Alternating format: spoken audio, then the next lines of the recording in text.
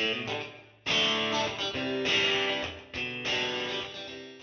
guys, so today I'm going to talk quickly about 3 tools that I use for myself, my own blog and brand, as well as my clients for my social media business. If you don't know me, my name's Patty. I blog at reach-yourpeak.com, and that's my health and fitness blog. But I also blog and have a website for my business set up over at pattyrevis.com. So if you're interested in more social media tips, blogging tips, branding tips, just said tips a lot of times, basically tips, updates, news, anything like that relating to social media, digital strategy, and branding, then definitely check out my blog, pattyrevis.com, which is where I'll be talking more about that stuff and trying to blog on a more regular basis about that stuff. So, like I said, today I'm going to be talking about the 3 tools that I use on a regular basis for myself and for my clients. And you might have heard of them before, you might have never heard of them, but I'll walk you through each one and show you on the screen how to navigate each website and kind of the benefits of using each tool and how it could work into your own strategy. All right, so let's get started. All right, so the first website is called IconOSquare, and you can kind of see the logo and name here. So the website's IconOSquare.com, and this is for Instagram. So you sign in with your Instagram account.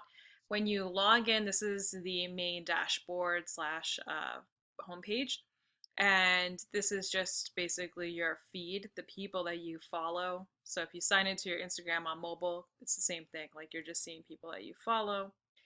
I use this for the statistics. So how to get there is you go over to analytics, and now you can kind of see this is just the snapshot. So it tells you how many likes you received, comments, followers versus followings, your follower growth. But the main stuff is in these side tabs over here. So we're going to go to rolling month details first. If you click on rolling month details, you are able to see for the previous month how much content you posted, your most liked photos. So this one's mine with 137 likes, and your, sorry, I'm just like looking at these numbers, your most commented photos, and your 10 most engaged followers. So you can see who are your most engaged followers and who are interacting with you on a daily basis. This again is kind of just a snapshot for the month. If you go over to engagement, you now get a lot more detailed information. So you can see your growth history from when you started. So I started May 2012 and have had a steady growth since then. This is average like per media, so average like per photo that you're receiving. It tells you your most liked media ever. So these are the top 5 things that have gotten the most likes on my account. And you can really use this to your advantage by reviewing what are your top liked photos and kind of continuing to emulate that in your daily, um, blanking on the word, in your daily strategy, in your daily postings, creating content that relates to this stuff. So I can see that my most liked media ever is a motivational running quote. So for me, I'm thinking I should start creating more of those. And I'll do a future video on what app I use to create this and what apps I like to create my own images as opposed to finding a quote on Google or something and sharing that. All right, then you can also see your comments received and your most commented media ever. And like I said before, use that to analyze. So people liked my Chicago Marathon photo and they're commenting on that. They commented on this video I had posted asking for advice and asking for spring marathon ideas. So what I can gain from that is people are receptive to me asking for advice relating to running. So now I know if I post photos about running with questions, I know that I will receive comments back. So that's kind of a quick little analysis there. And then you can go through all of these and see. So this is my posting habits, and you can kind of figure out So it says which filters are getting the most likes and comments, which is funny, because you would never think that a filter would have anything to do with anything, right? But they actually do. And I think that I read somewhere today that the Mayfair filter is the most popular at the moment. Top tags on Instagram versus my tags that I use. So you can kind of see what are your top tags. These are top tags that you are used on Instagram apparently, and then I've used a lot of tags in my stuff. But just sign on here and play around with it. All of these side tabs have really good information that you can analyze and see. So like that, what I just clicked on was community, and you can see people who don't follow you back, reciprocal followings, and people that I don't follow back. You can see your follower growth, who new followers versus lost followers.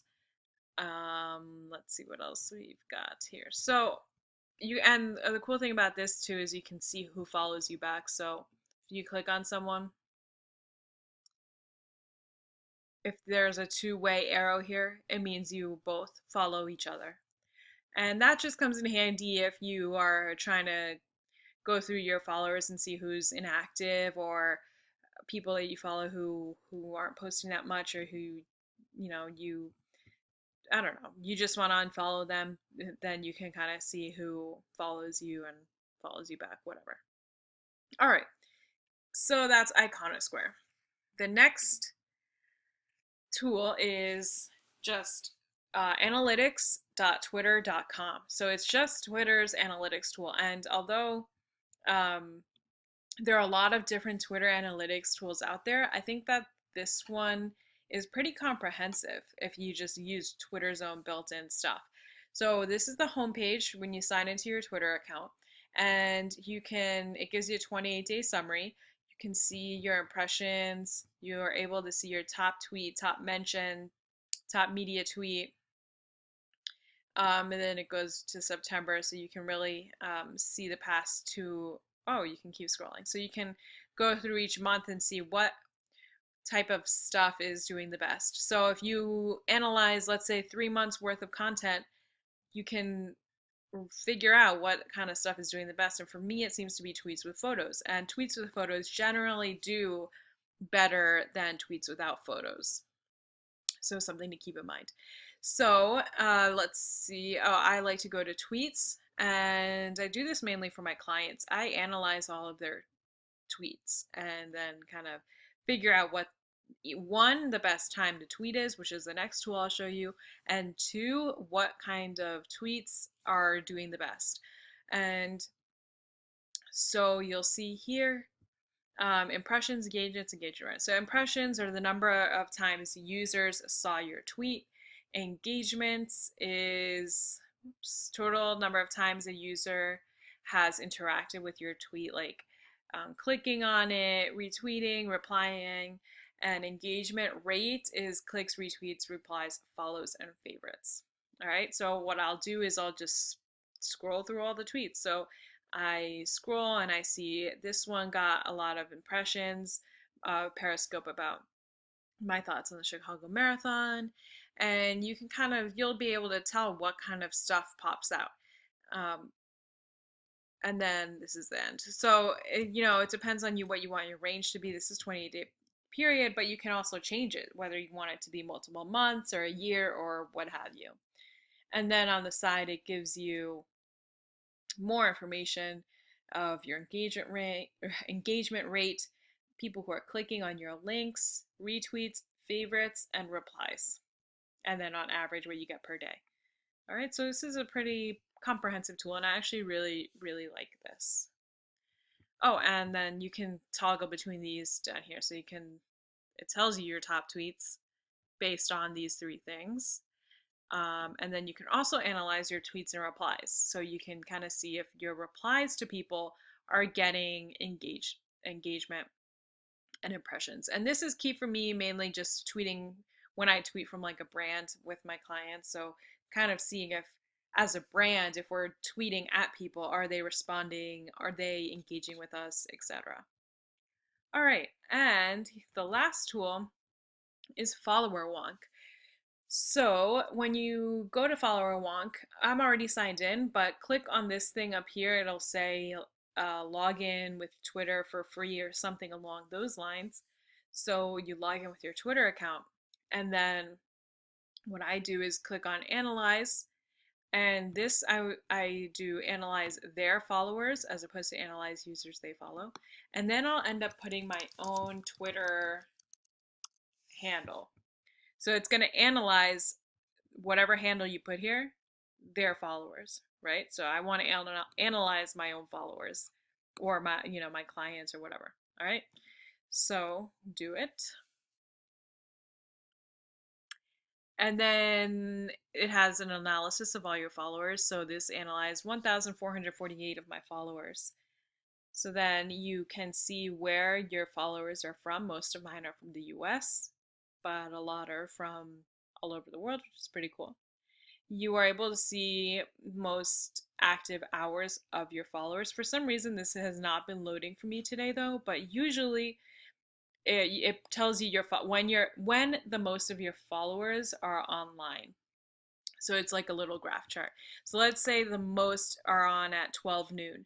Well, now you know that at 12 noon, if all of your followers, well, not all, but if most of your followers are online, then that's the peak time for you to be posting whatever important content you want to get out there.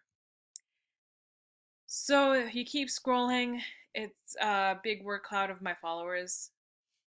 So similar to IconOSquare, it's telling you what your followers are into, and like the hashtags that I had showed you, these are what my followers keywords and hashtags that they use. You can see social authority scores, so you're able to see which followers have the most social authority or greater influence or activity. And it looks like I have 4 people who score 81 to 90, and I believe if you click on it, yes, you can see who they are. This could come in handy if you're a brand who's looking to work with bloggers or people on social media who have influence. So if you click on it, then you can see who they are. And oh, and it has their tweets, how many people they're following, how many followers they have, and their social authority score, which is a really cool tool actually. You can look at the gender of your followers, how many followers your followers have, if that makes sense. So it looks like most of my followers have 1,000 to 5,000 followers themselves. So that's something else to think about as a brand. If you're looking for, let's say, blogger outreach, you can use this tool to find, let's say, a blogger who has 100,000 followers. You go over here, and then you get your list of who follows you that has 100,000 followers, right? So these are people you already perhaps have a Twitter relationship with, and now you want to kind of take it a little bit further. You can get just a lot of other different information. So age, how recently they've tweeted, and so 10 people apparently that follow me have not tweeted in 3 to 4 years, which is actually odd. Total tweets. So again, you just have to scroll down and kind of analyze everything. But I would say the main thing to get from this is the most active hours. It's not working right now, but hopefully it works for you when you sign in. And I tried to take 3 or 4 of those times. So let's say 9 a.m., 12 p.m., 3 p.m., and 8 p.m., something along those lines. And those are the times that I'll tweet about my newest blog post or a link to a YouTube video I want them to watch or a pin I want them to pin, things like that, because that's when most of my followers are on. And then I fill in the rest of the time by sharing other people's content and tweeting quotes or tweeting images, things like that. All right, guys, so that's all I have for you. Like I said, the 3 tools are IconOSquare, analytics.twitter.com, and followerswonk.com. If you have any questions, feel free to tweet me at PattyRivas13, and please check out my new social media blog, Patty Rivas 13. My God, I can't talk. My new social media blog, pattyrivas.com. I was messing up my Twitter handle here and my blog name. Okay, so yeah, like I said, feel free to tweet me, leave a comment on my blog, and please subscribe to my YouTube channel for more YouTube videos on tools that I use. I'm also going to work on analyzing different brands and businesses' social media, going through what they're doing right, what they can improve upon, and that way you can learn as well and kind of build your own social media strategy by learning from others. All right, thanks for watching, everyone. Stay tuned.